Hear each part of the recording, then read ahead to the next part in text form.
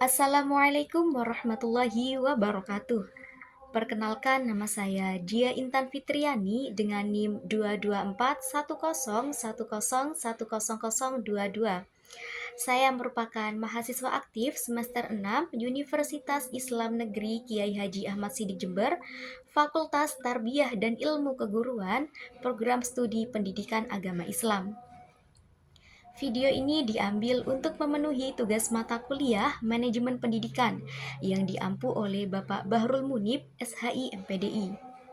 Di dalam video ini saya akan membahas seputar tentang paradigma manajemen pendidikan. Sama seperti pada umumnya, ketika kita ingin membahas suatu hal yang pertama kali kita lakukan yaitu mencari tahu terlebih dahulu pengertian atau definisi dari materi tersebut. Oleh karena itu, pertama saya akan menjelaskan tentang pengertian atau definisi dari manajemen pendidikan. Suatu usaha dalam memberikan konsep, pengertian, ataupun definisi tentang manajemen pendidikan itu telah dikemukakan baik secara etimologi, epistemologi, dan juga para ahli. Oke, jadi manajemen pendidikan ini terdiri dari dua kata yang berbeda. Yang pertama itu adalah manajemen, yang kedua yaitu pendidikan. Nah, dari dua kata yang berbeda ini pasti memiliki pengertian yang berbeda juga kan? Yang pertama kita cari tahu terlebih dahulu pengertian dari manajemen. Kata manajemen berasal dari bahasa Latin yaitu dari asal kata manus yang artinya tangan dan agree yang artinya melakukan. Kedua kata tersebut kemudian digabung menjadi kata kerja yaitu manager yang berarti menangani.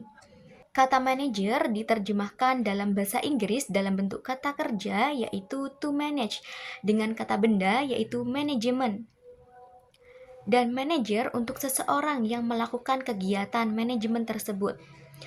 Kemudian, kata manajemen diterjemahkan ke dalam bahasa Indonesia yaitu manajemen yang artinya pengelolaan.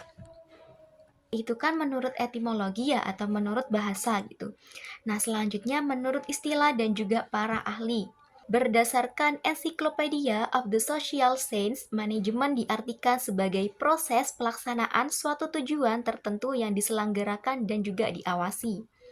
Dari kata tersebut dapat digarisbawahi kata diselenggarakan dan juga diawasi yang mengandung makna dan pemahaman bahwa manajemen tidak sekedar pengorganisasian atau pengarahan, tetapi juga suatu proses yang terstruktur untuk mencapai suatu tujuan yang telah ditetapkan.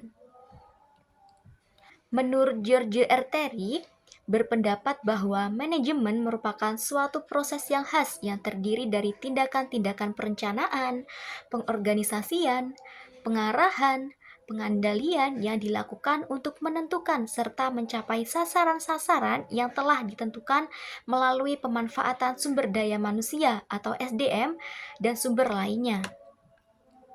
Menurut Luther Gulick, manajemen diartikan sebagai ilmu pengetahuan yang berupaya secara sistematis memahami bagaimana dan mengapa manusia bekerja sama untuk mencapai tujuan atau menghasilkan sesuatu yang bermanfaat dan berguna untuk kemanusiaan.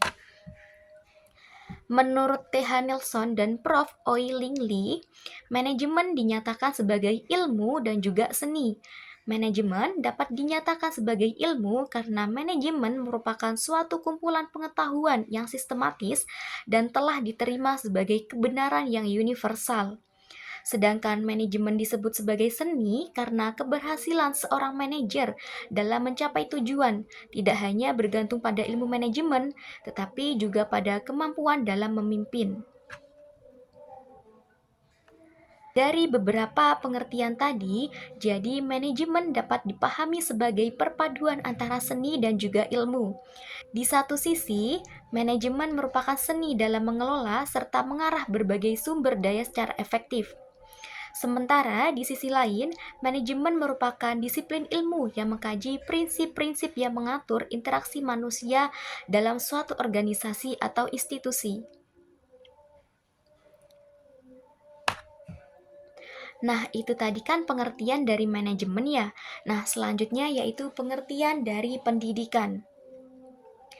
Pendidikan secara etimologi berasal dari bahasa Yunani yaitu pedagogi yang merupakan gabungan dari dua kata yaitu paes yang artinya anak dan agogos yang artinya membimbing atau menuntun.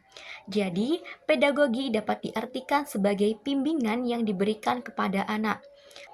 Anak yang dimaksud dalam hal ini dalam dunia pendidikan yaitu peserta didik. Dalam bahasa Inggris, pendidikan berasal dari kata to educate yang berarti memperbaiki moral dan melatih intelektual.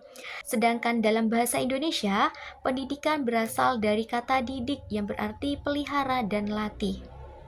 Berdasarkan berbagai etimologi yang telah dijelaskan, pendidikan dapat diartikan sebagai proses pembimbingan dan pelatihan yang diberikan kepada anak guna mengembangkan moral serta intelektualnya.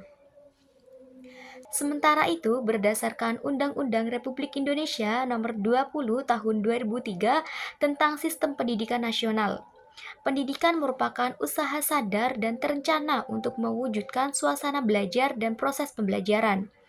Dalam sudut pandang Undang-Undang Sisdiknas ini, pendidikan dipahami sebagai suatu kegiatan yang dirancang dengan baik dan memiliki tujuan yang jelas sesuai dengan kebijakan pendidikan nasional.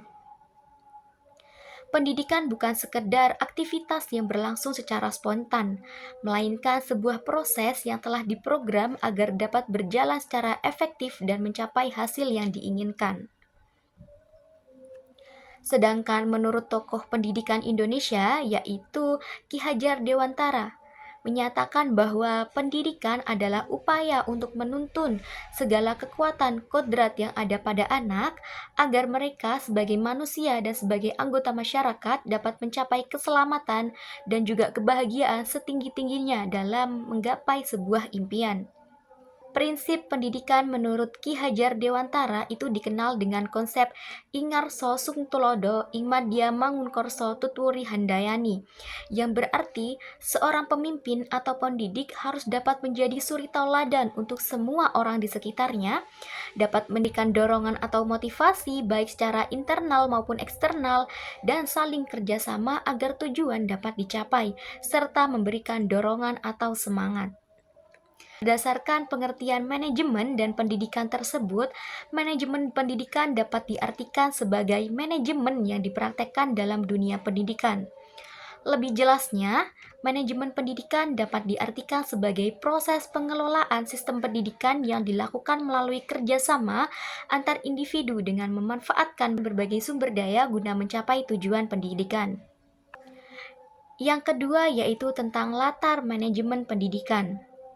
Manajemen merupakan ilmu yang terus berkembang, terutama dalam menghadapi dinamika bisnis dan juga organisasi serta institusi.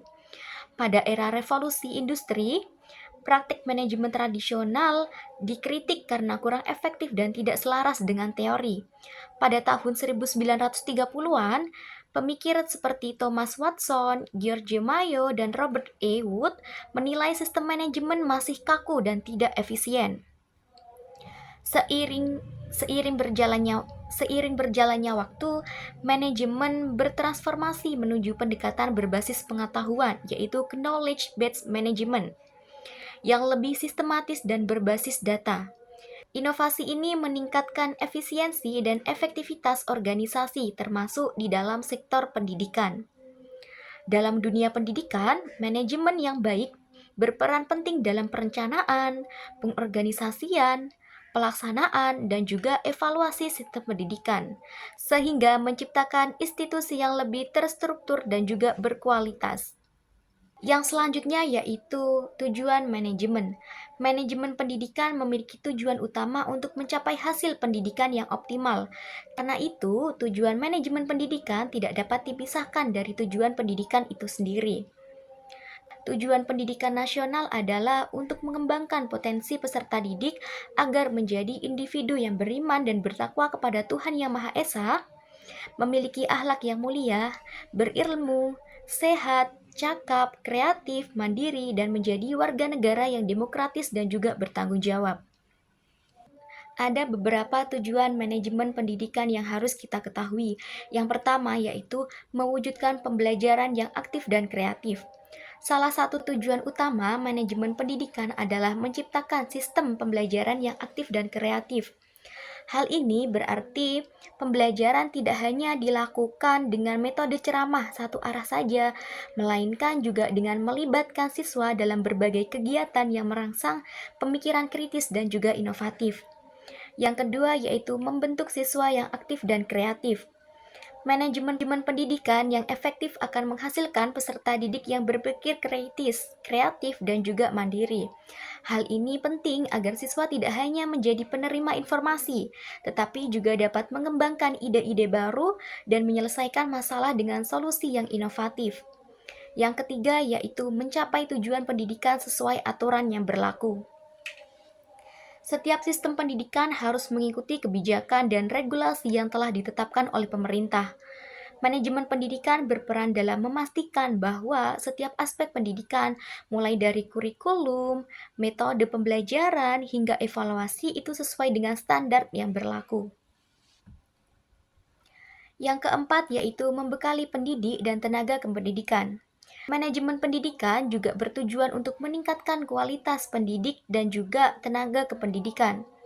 Guru dan staf sekolah harus memiliki kompetensi yang memadai, baik dari segi aspek pedagogiknya, keilmuannya, bahkan keterampilan administrasi dalam mengelola manajemen pendidikan. Yang kelima yaitu mengatasi permasalahan mutu pendidikan. Dalam dunia pendidikan, seringkali ditemukan berbagai masalah seperti rendahnya kualitas pembelajaran, keterbatasan sarana dan prasarana, serta lemahnya kompetensi tenaga pendidik. Manajemen pendidikan berperan dalam mengidentifikasi permasalahan tersebut dan mencari solusi yang tepat dalam menangani masalah tersebut. Jadi, secara keseluruhan, manajemen pendidikan ini bertujuan untuk menciptakan sistem pendidikan yang efektif dan juga efisien dalam mendukung perkembangan peserta didik. Nah, materi yang selanjutnya yaitu tentang urgensi manajemen pendidikan.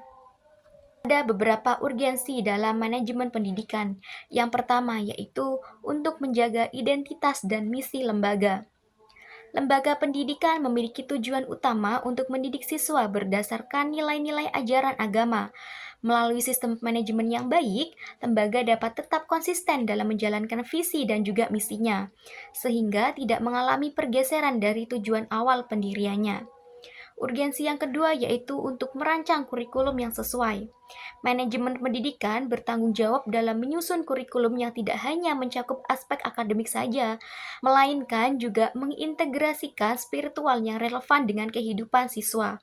Dengan demikian, peserta didik tidak hanya memperoleh ilmu pengetahuan saja, tetapi juga memiliki pemahaman yang kuat terhadap nilai-nilai religius dalam kehidupan sehari-hari.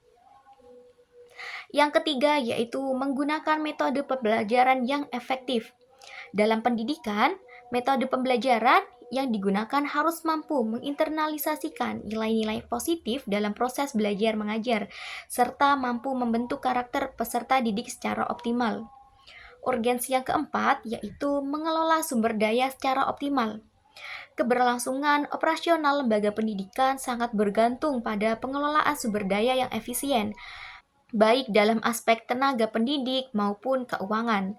Manajemen pendidikan bertanggung jawab dalam memastikan bahwa seluruh sumber daya dikelola dengan baik agar lembaga dapat berkembang dan memberikan layanan pendidikan yang berkualitas. Urgensi yang kelima yaitu meningkatkan kualitas sumber daya manusia. Guru dan juga tenaga kependidikan yang lain dalam lembaga pendidikan perlu memiliki pemahaman mendalam serta kompetensi dalam bidang akademik mereka. Oleh karena itu, manajemen pendidikan berperan dalam merancang dan menjalankan program pelatihan serta pengembangan bagi tenaga pendidik guna meningkatkan kualitas pembelajaran. Urgensi yang keenam yaitu menjaga kredibilitas dan reputasi lembaga. Citra dan reputasi lembaga pendidikan di masyarakat merupakan aspek penting dalam memastikan keberlanjutan dan kepercayaan publik. Dengan manajemen yang baik, lembaga dapat mempertahankan kualitas pendidikan yang tinggi serta memberikan kontribusi positif bagi lingkungan di sekitarnya. Materi yang terakhir yaitu tentang unsur utama manajemen pendidikan. Jadi ada beberapa unsur dalam manajemen pendidikan. Yang pertama itu manusia. Jadi, manusia merupakan unsur yang paling fundamental atau yang paling utama dalam setiap aktivitas organisasi atau institusi. Karena tanpa keberadaan manusia tidak akan ada proses kerja yang dapat dijalankan. Dalam suatu organisasi atau institusi, manusia ini berperan sebagai perencana, pelaksana, hingga pengawas dari seluruh aktivitas yang berlangsung. Sehingga peran mereka sangat menentukan arah dan keberhasilan organisasi atau institusi dalam mencapai tujuan yang telah ditetapkan. Sebagai sumber daya utama, manusia ini memiliki peran yang sangat strategis dalam menyusun visi, misi, serta perencanaan yang matang agar organisasi dapat berkembang dan beroperasi secara efektif. Oleh karena itu, setiap organisasi atau institusi harus memiliki sumber daya manusia yang unggul, yang kompeten, serta memiliki keterampilan dan etos kerja yang tinggi agar dapat terrealisasikan dengan optimal. Yang kedua yaitu money atau uang. Uang adalah modal utama dalam operasional organisasi atau institusi. Pengelolaan keuangan yang baik sangat penting untuk menghindari kendala finansial dan memastikan efisiensi dalam menggunakan dana. Yang ketiga yaitu materials atau bahan. Dalam dunia pendidikan, materials atau bahan ini bisa disebut dengan sarana dan prasarana. Selain manusia yang ahli dalam bidangnya, kita juga harus dapat menggunakan materials atau bahan baku sebagai salah satu sarana dan prasarana. Sebab materials dan manusia tidak dapat dipisahkan. Prasarana dalam dunia pendidikan itu mengacu pada semua barang atau bahan fisik yang digunakan untuk mendukung proses pembelajaran atau proses belajar mengajar di dalam kelas atau di sekolahan. Yang keempat yaitu machine atau mesin. Machine atau mesin dalam teknologi pendidikan merujuk pada berbagai perangkat teknologi yang berfungsi sebagai alat pendukung dalam proses belajar mengajar. Mesin-mesin ini dapat berupa perangkat elektronik maupun teknologi lainnya yang membantu kelancaran pembelajaran di dalam sekolah atau di dalam kelas. Yang kelima yaitu metode. Dalam menjalankan suatu pekerjaan, diperlukan metode atau sistem kerja yang tepat agar proses kerja dapat berjalan dengan lancar dan efisien. Sama halnya dalam proses pembelajaran, metode yang digunakan oleh seorang pendidik itu harus disesuaikan dengan karakteristik peserta didiknya. Penerapan metode pembelajaran ini diwujudkan dalam kurikulum yang berisi panduan mengenai materi, strategi, dan pendekatan dalam proses belajar mengajar.